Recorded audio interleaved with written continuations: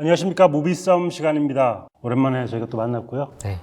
매트릭스 이후에 생각보다 빠른 텀으로 네. 만났네요. 왜냐하면 이 또 엄청난 걸작이 네, 나왔기 네, 때문에 네, 네. 바로 미나리를 다뤄보려고 모였습니다. 네. 지금 이 촬영일 기점 골든글로브 외국어 영화상을 수상하는 바람에 저희가 한층 신이 난 상태로 방송을 할 수 있게 됐습니다. 아마 올해 상반기는 한국 언론에서 제일 크게 다룰 영화가 미나리가 아닐까 싶고, 여러분이 지겨울지 몰라도 꽤 많이 기사들이 계속해서 나올 것 같습니다. 가장 많이 쓰는 수식어가 아마 기생충의 뒤를 이을, 제2의 기생충 이런 말들을 쓰고 있는데 약간 불쾌합니다. 아, 왜요? 어떤 한 작품에게 제2의라는 수식을 붙인다는 건 좀 약간 무리한 일 아닌가.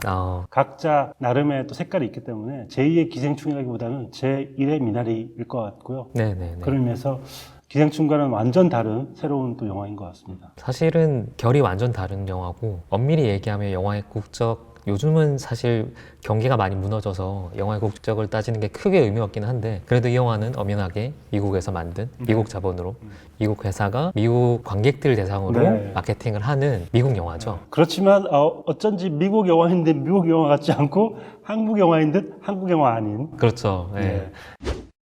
일단 미나리 간단한 첫 소감? 예전에 할머니한테 가서 고향집에 방문하고 돌아왔을 때 뭔가 포근한 느낌이 저의 첫 느낌이었고, 그거랑 조금 별개로 나중에 보이는 것들이 있잖아요. 보고 나면 이 영화에 대한 정보를 하나도 없는 상태에서 저는 사실 봤기 때문에 영화가 어느 정도의 자본을 만들어졌고 어떤 과정을 만들어졌고 캐스팅이 어떻게 됐고 이런 과정들을 들으면서 완전히 또 다른 영화로 좀 바뀌는 것 같은 경험을 했던 것 같아요. 저는 시사회에서 보는데 제일 앞자리를 주셨어요. 그래서 목이 부러지는 줄 알았는데 이게 고개를 젖히니까 눈물이 바로 떨어지지 않고 볼을 타고 쭉 흐르더라고요.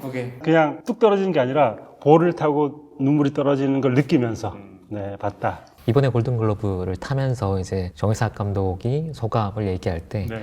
본인의 딸이 볼 수 있는 딱 한 작품을 만든다고 하면 이걸 만들고 싶다. 두 번째부터는 이제 좀 막 나가실 모양이야. 딸 볼 거 하나 만들어줬으니까 이제 내가 볼 거 막 죽이고 이런 거 만들겠다. 그렇게 한번 해보셔도 좋겠어요. 왜냐하면 꾸준히 약간 이런 톤의 문제의식을 가지고 만드신 분이기 때문에. 또 하나는 이 영화를 두고 여러 가지 이제 평이 있는데, 아무래도 제2의 기생충 이런 수식어가 따라오니 또 자연스럽게 사람들이 봉준호 감독에게도 이걸 물었고, 두 분이 이제 화상 인터뷰를 하기도 하셨거든요. 재밌더라고요. 꽤 화제가 되기도 했죠. 거기서 이제 봉준호 감독이 표현한 게 이게 되게 노스텔지어에 젖지 않은 아름답고 보편적인 영화다라고 했는데, 그게 이 영화를 되게 정확하게 설명해 주는 말인 것 같기도 해요. 우리가 딱 보면 80년대를 다루고 있기 때문에 되게 옛날 추억 같은 걸 생각하는 것 같고, 저도 아까 말씀드린 것처럼 할머니 집 옛날 그런 감성이 좀 졌잖아요. 요즘의 젊은 관객층은 그게 좀 있는 것 같아요. 저도 저보다 좀 어린 젊은 영화인들을 보면서 한참 생각했던 것 중에 하나인데, 본인이 겪어보지 않았던 거에 대해서 추억하는 그리움을 갖고 있는 정서적인 약간 기반이 되는 노스텔지어겠죠. 그런 것들이 이 영화에도 되게 강력하게 작동을 하는 것 같고, 딱 맞는 세대가 아니라고 해도 이 영화 보면 누구나 자기의 어린 시절, 할머니와의 추억 이런 거 생각할 수밖에 없게 하는 약간 되게 보편적인 영화인 것 같아요. 영화 안 보신 분들 위해서 짤막하게 스토리를 말씀을 드리고 네. 가야 될 것 같습니다. 미나리 전문가이신 난 미나리 먹을 줄만 알지. 어떻게 하다 보니 미나리 전문가가 되신 내가 미나리 먹을 줄만 알지 설명을 못해요. 얘기 그 전체 툴은 되게 단순한데요. 제이콥과 모니카라고 하는 두 부부가 이 아칸소 시골 마을로 들어가면서 얘기가 출발합니다. 그 두 부부엔 자녀가 있는데, 데이빗 가엔이라는 아들, 딸 한 명씩 있는데, 이 데이빗이라는 친구는 약간 심장에 문제가 있어서 병원에 가까이 가야 되는데 병원에서 되게 먼 벽지까지 들어가게 되는 거죠. 그거에 대해서 제이콥 남편은 나도 한번 꿈을 꾸고 싶다, 성공한 아빠의 모습을 보여주고 싶다라고 열의를 불태우고, 모니카는 이제 아들이 병원에서 멀어지니까 그러는 거에 대한 걱정, 이런 걸 되게 크게 부부싸움을 하게 되고, 그래서 남편이 타협안을 제시한 게, 그러면 장모님을 모셔오자. 모니카의 어머니를 모셔와서 잠깐 같이 살게 돼요. 그래서 같이 살면서 이제 벌어지는 얘기들, 모니카의 어머니인 순자라고 여기서 나오죠. 그렇죠. 이 순자가 등장하면서부터 영화의 톤이 약간 달라집니다. 네. 그래서 앞에는 모니카와 제이콥의 어떤 갈등이 중심이었다고 하면, 후반부는 순자와 손자의 관계. 데이빗 입장에서는 생전 보도도 못한 연상했던 분이 할머니다라고 해서 말도 안 통하는데 문화적인 결도 다른 분이 와서 이제 받아들이기 좀 쉽지 않은 거고, 순자는 또 그런 손자가 마냥 귀엽고, 그래서 둘 사이에서 일어나는 어떤 티격태격하는 사건들이 이제 영화의 후반부를 좀 차지하고 있죠. 네. 스토리를 딱 얘기해 주셨지만 여기서 얼마나 순자가 중요한 역할인지 알 수 있어요. 내 가족의 만만치 않은 미국 도전기의 팍팍한 삶을 누군가 한 명이 양념이 필요한데 그걸 순자가 오면서 재미있기도 하고 슬프기도 하고 한국의 정서를 뿜어주기도 하고 미국의 힘듦을 또 강조하기도 하고 다양한 역할을 윤여정 씨가 순자 역할로 해내는 것 같습니다. 한일 배우랑 인터뷰를 하고 또 정희석 감독님이랑도 인터뷰를 했는데, 기사에 실리지 않은 몇 개 좀 얘기해 주세요. 기사에 실리지 않는 건 잘 모르겠어. 다 실었어? 다 아낌없이 썼구나. 할 수 있는 거 최대한 다 뽑아서. 한일 배우가 이제 아이디어 낸 것 중에 하나가 그런 거였대요. 처음에 이제 바리바리 싸들고 와서 이렇게 짐벌을 네. 풀어놓잖아요. 그러면서 이제 딸한테 뭔가 계속 주고 싶은 마음에 돈꾸러미를 이렇게 네. 이거 얼마 안 되지만 써라라고 주는데, 대본에는 원래 그냥 고맙게 받는다로 되어 있는데 이제 한국 사람 그거 그냥 받으면 안 된다. 뭘 이런 걸 주지 마라고 해서 거절하면서 이제 오고 가는 밀당 가운데 돈을 건네지는 그 과정이 있어야 된다라고 해서 실제로도 이제 딸이 너무 못내 그거 미안해하는 없었으면 큰일 날 뻔했네. 엄마가 돈 주는데 고마워 엄마 그리고 왜냐면 모니카의 상황이 너무 급하니까. 근데 그런 것들을 되게 잘 받아낸 것 같고, 또 예를 들면 그 윤여정 배우가 손자에게 이것저것 주고 싶으니까 밤을 이제 씹어서 이렇게 주시잖아요. 그런 디테일들, 그것도 원래 대본에 없었는데 진짜 외할머니가 그렇게 해주셨거든 저한테도. 밤이 너무 딱딱하니까 아이들이 씹기 힘드니까 씹어가지고 반을 딱 갈라가지고 속에 걸 파서 주시는데 아이들이 보기에는 너무 더럽다고 생각할 만한 그런 위생이 없는 그런 상태인 거죠.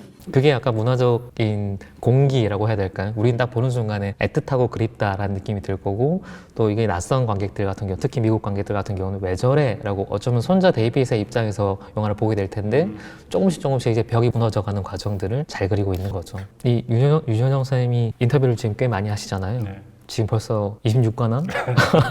아마 아카데미도 되게 유력하게 이제 올라가실 것 거기다가 같은데. 우리 끝날 때 예측해가지고 딱밤 때리게 하기로 했어요. 결과 얼마 있으면 나오니까. 네. 근데 윤 선생님 워낙 말씀을 재밌게 직설적으로 잘 하시니까 거의 모든 인터뷰나 이렇게 기자회견 때마다 너무너무 고생했다. 죽도록 힘들었다. 라고 많이 얘기하셨거든요. 근데 실제로 이 촬영 현장 얘기를 들어보면 그랬을 것 같긴 해요. 실제 이게 예산이 엄청나게 작은 저예산 영화고, 미국 규모에서 지금 완전 초저예산 영화에 해당하고, 실제 촬영 기간이 한 달 정도 남짓밖에 안 됐대요. 20억 정도였죠? 네. 제작비가? 국내에서도 굉장히 작은 제작비인 거죠.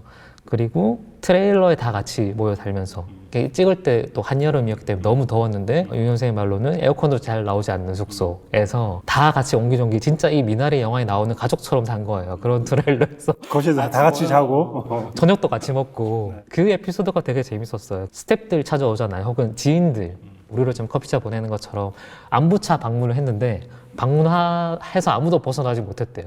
방문을 일단 하러 오면 뭘 하나 도와줘야 되고 그럼 무상 봉사를 해야 되고 네 맘도 들어올 수 있어 나가진 못하는구나. 그랬던 거예요. 근데 다 약간 그런 선의로 뭉쳐서 만들어진 자발적인 이제 노동 착취를 이 헌납한 재능 기부를 한, 이제 거기서 그렇게 모인 사람들이 대사를 맞추는 거예요. 대사 톤을 조절하는.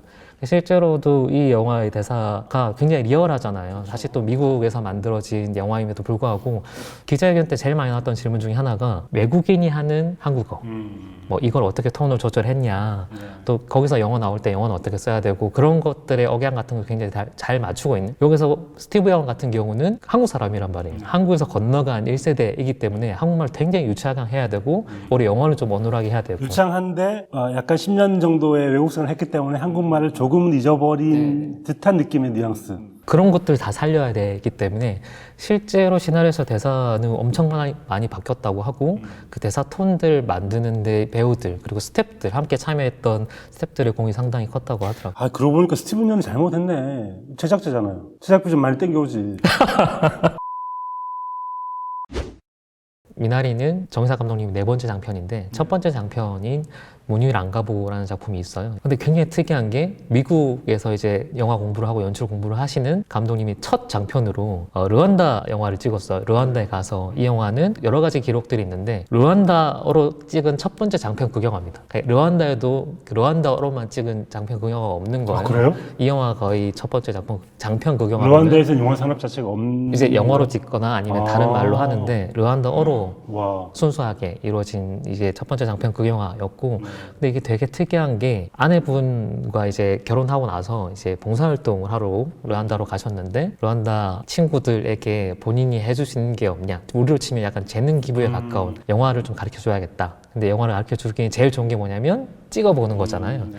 그렇게 해서 시작된 프로젝트예요. 네. 르완다 영화계에서는 진짜 구세주 같은 보석 같은 존재가 정의석 감독이겠네요. 우리로 치면 약간 문익점 같이 미나리에서 한국 씨앗을 갖고 간 것처럼 이 영화라는 씨앗을 가지고 가서 되게 보편적인 어떤 순자 캐릭터가 자신을 극화한 거구나.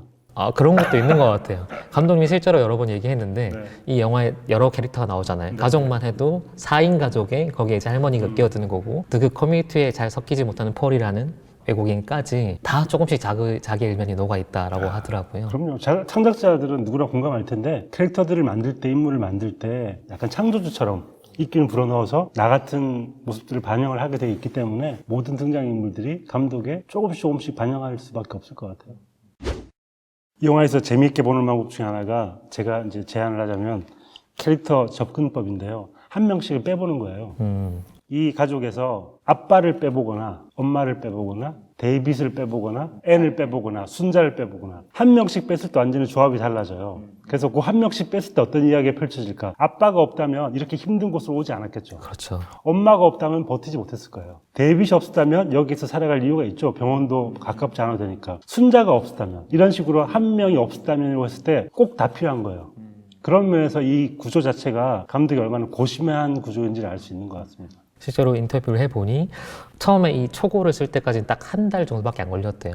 사실 되게 빨리 작업을 한 거죠. 근데 그러고 나서 이제 다듬을 때 몇 개월이 걸렸는데 이게 진척이 없어서 그때 영화를 포기해야 되나? 약간 이런 생각도 하셨다고. 그때 고민했던 게 이제 거리감, 인물들 어떻게 조정할 거고 내 얘기를 어떻게 보편적인 얘기로 바꿀 건가, 그런 부분을 굉장히 고민하신 것 같고, 실제로 그런 부분이 정말 잘 극화되어 있기 때문에 아까 제일 처음에 말씀드린 되게 보편적인 얘기, 이게 어떻게 보면 80년대 미국 이민자들의 특히 한인 가족의 얘기인데, 사실 미국이 만들어지는 이민자 가족들이 모두 공감할 수 있을 만한 얘기이기도 하기 때문에 그런 부분이 이 영화의 좀 빼어난 점이 아닌가 싶기도 하고, 실제로 한예리 배우가 촬영장에서 한국말로 이제 연기를 하니까 외국인 스태프들이 못 알아들은 경우가 있잖아요. 특히 어머니가 막 유효정 배우가 처음에 한국 왔을 때의 장면들을 찍을 때 이제 서로 이제 주임새도 넣고 등을 쓰다듬고 이런 장면들이 있는데, 약간 굽은 등을 쓰다듬는 그 장면에서 아무도 모르는데 한국말 아무도 못 알아듣는데 다 울더래요. 펑펑 울더래요. 그 장면이. 약간 그런 정서들이 있는 거죠. 다 자기 할머니를 떠올리는 거지. 다 외할머니를 떠올리면서 누군가 등을 쓰다듬어 줄 거나 자기가 그랬던 그 시절을 떠올리는 거기 때문에 공감을 할 수 있는 건데, 언어를 뛰어넘는 그런 감정이 있는 것 같고요. 그런 의미에서 이 영화의 굉장히 제일 중요한, 어떻게 보면 왜 미나리인가? 누구나 질문하고 싶잖아요. 그거는 또 너무 상징적인 거여서 제 입으로 말하고 싶지 않네요. 이러면 평론가들이 해줘야지. 어떻게 생각하세요? 왜 미나리인가? 발음이 쉬워서. 쓴바귀 이런 거 힘들잖아요. 쑥갓 막 이런 거. 그러니까 실제로는 이 미나리인 이유가 그냥 정말 할머니가 그때 미나리를 키웠기 때문에 우리 가족에게 되게 중요한 작물이었다는데, 또 이것도 본인이 의도했는지 안 했는지 모르겠지만 아마 하셨겠죠. 어느 정도는. 굉장히 상징적인 작물이 된 거예요. 미나리라는 게 갖고 있는 특성 중에 하나가 이게 아시아 지역에서 자라는 작물, 식물 중에 하나고, 그렇죠. 그리고 향이 되게 세잖아요. 이거는 제 생각이긴 하지만 사람이 공간을 기억할 때 혹은 문화적인 정서 같은 걸 기억할 때는 결국은 저는 향기, 냄새라고 생각을 하거든요. 뭐 우리는 김치 냄새, 외국에 나면 버터 냄새 난다고 하고, 그런 종류의 냄새를 싣는다는 거. 그러려면 마늘을 심었어야 되지 않나? 마늘 거기도 있잖아요. 한국 그 육종 마늘을 당할 수는 없지. 우리가 너무 많이 먹어서 문제인 거지. 근데 미나리라는 이 작물을 실제로 향신료 그리고 또 식용으로 사용하는 쪽은 이제 아시아권이라고 하고, 그게 이제 미국으로 건너가서 미국 땅에서 미국의 어떤 샘물에서 자라고 있다.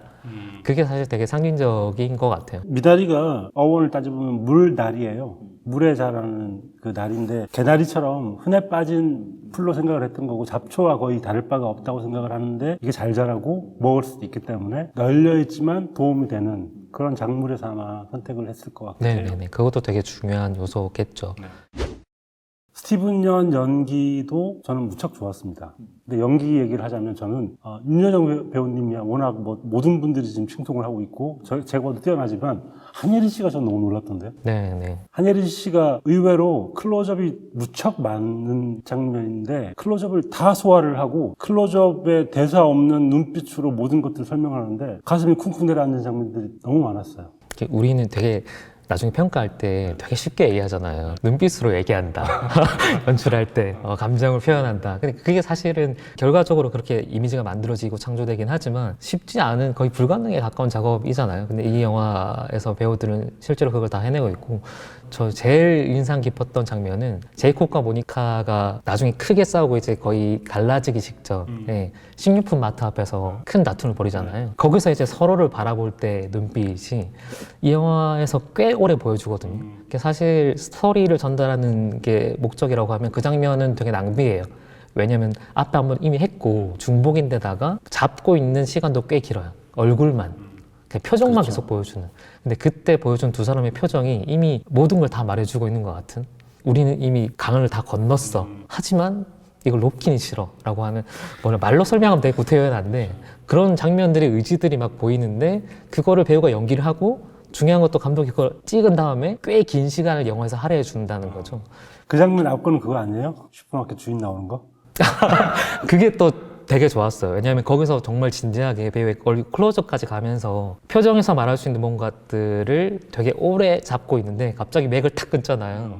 그 호흡도 저는 되게 좋았던 것 같아요. 그게 이제 실제 현실로 돌아와 버리는. 그 슈퍼마켓 주인이 나오면서 하는 말이 뭐냐 하면 아직 안 갔어요?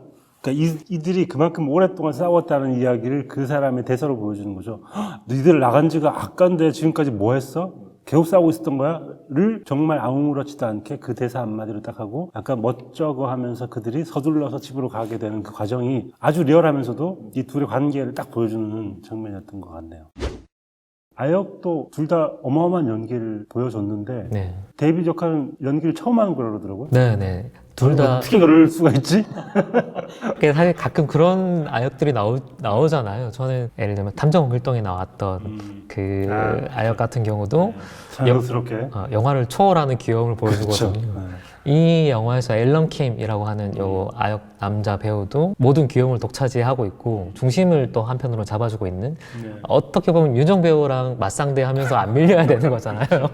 오히려 연기로는 씹어 먹는 것 같은 느낌도 주고 그 정도로 존재감을 되게 보여주는데 앤으로 나오는 노엘 케이트 조라는 배우도 둘 다 이제 오디션으로 캐스팅이 된 건데 두 배우 다 나중에 이제 연기 다 끝나고 이제 한일 배우가 물어봤대요. 계속 이제 연기하고 싶냐. 둘 다 안 한다고.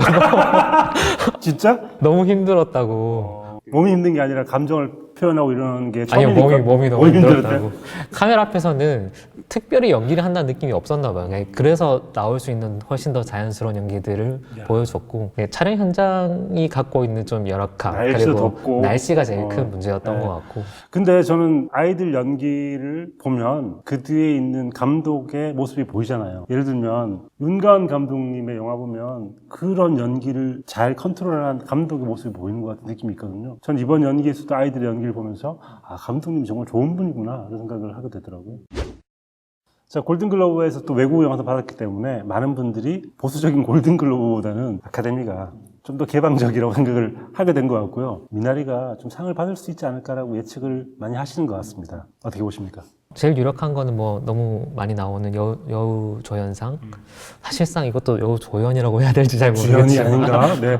그게 행방을 다 좌지우지하시는 분인데 조연일 수가 있는가? 그 부분은 크게 기대를 해봐도 될 것 같고 저는 각본상이나 다른 부분도 어느 정도는 가능하다고 봐요. 지금 굳이 트렌드랑 대세를 따지자고 하면 넷플릭스를 비롯한 OTT에서도 많이 제작되고 있는 그러니까 아시아계의 이야기에 대한 것들이 트렌드이기 때문에 그거를 적절하게 반영해 줄 수 있는 아마도 하나 걸린다고 하면 작년에 기생충이었기 때문에 올해 또 한국의 어떤 한국어 대사로 된 얘기를 주기 좀 주저할 수도 있다. 뭐 그 정도인 것 같고 사실 작품성이나 그리고 트렌드 화제성 뭐 이런 것만 놓고 보면 두세 개 부분 이상은 탈 수 있을 것 같습니다.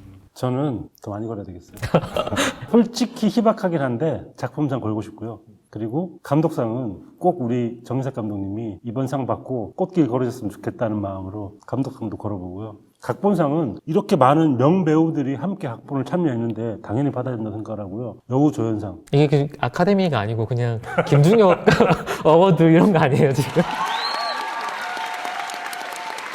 아, 그러고 보니까 스티븐 연이 잘못했네. 제작비 좀 많이 땡겨오지. 저는 개인적으로 그 장면 볼 때 약간 갑자기 트리 오브 라이프 생각나고 트리 오브 라이프 하니까 갑자기 또 악몽이 떠오르네. 왜요? 너무 힘들어가지고 그 영화. 나중에 후반부에 나오는 장면은 실화가 아닐 수도 있고. 아 그것도 싫어요? 싫어요? 네, 그것도 싫어하고 갑자기 허기지니까 미나리 무침과 내가 오늘 이거 하나하나 나 진짜